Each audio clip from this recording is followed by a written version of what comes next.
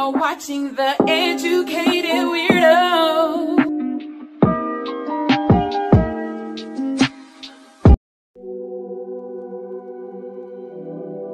Hello, and welcome back to my YouTube channel, The Educated Weirdo. This channel is designed to provide you with innovative information that empowers your intellect. So, please enjoy. Through natural selection, we are inherently competitive by nature. At one point, this was essential to our survival.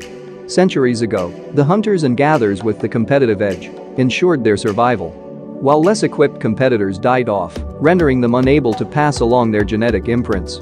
Therefore, ensuring the competitive traits of the hunters and gatherers were passed down via evolution over time.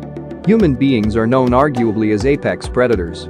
This means that we are the world's top predators. We are at the top of the food chain without any natural predators. What's unique about this situation is, we didn't accomplish this feat by brute force. We did it by outthinking all other species. Truth be told, it's not 100% accurate to say that our brains outpaced all other species on the planet, because that's just not the truth. All other species evolved right alongside us in their own, given circumstances just as fast. However, for some reason we found a niche that slightly gave us the competitive edge over any other worldly apex predecessor. Some believe that human-like brains may only be possible among warm-blooded creatures. The brains of cold-blooded creatures, some scientists believe, may not be able to keep up the energy required for complex thought. The human brain appears to have been in the right place at the right time for the most part. However, a lot of different factors all converge to give us a competitive advantage. From walking upright, which freed up our hands in order to use tools. We developed a vocal apparatus allowing complex linguistic language patterns. This gave us the ability to coordinate more effectively. Humans likely evolved during a swift climate change from forest to grasslands. Our bigger brains required much more energy consumption to perform. Hence why we transitioned into omnivores to help fuel our larger brains. This happened over the course of tens of thousands of years, about 100,000 years ago. However, our place as the current apex predator of the world isn't as glamorous as you would think. A lot of destruction and chaos had to occur for this to play out. Over 99% of all species that once walked the earth are now extinct.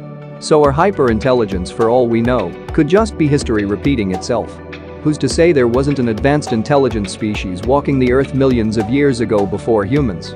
Whose reign at the top was cut short by a catastrophic extinction level event. If the extinction level event was large enough, it would have wiped out all evidence of their existence. As humans, sometimes our superiority is a bit skewed. The entire planet is ran by human beings of various ethnicities, but yet we can't cross continents freely without the proper paperwork due to invisible borders set in place by other humans. This division, however, sometimes plays out in our favor. For example, the #1 driver of advanced jumps in technology is war. Sadly, if it wasn't for war between the human species, we would not have things like interstate highways, penicillin, radar technology, jet engines and electronic computers, just to name a few. And as I stated earlier, the competitive drive of the hunter-gatherer ultimately won out in early humans. And maybe war is just a genetic byproduct of such. And now we are intertwined genetically to such behavior. History books often only tell the stories from the perception of the victor. Maybe our apex predator status is a bit delusional. Who's to say that ants don't feel the same way? From their point of view, they feel like they are the apex predators of the world. Their bodies have evolved in such a way that they can lift 50 times their body weight. They're asexual, so they can practically adjust sexual orientation in newborns as they see fit for the colony's needs. Because of their super-like human strength, they've evolved to not need tools to build the ant equivalent to pyramids.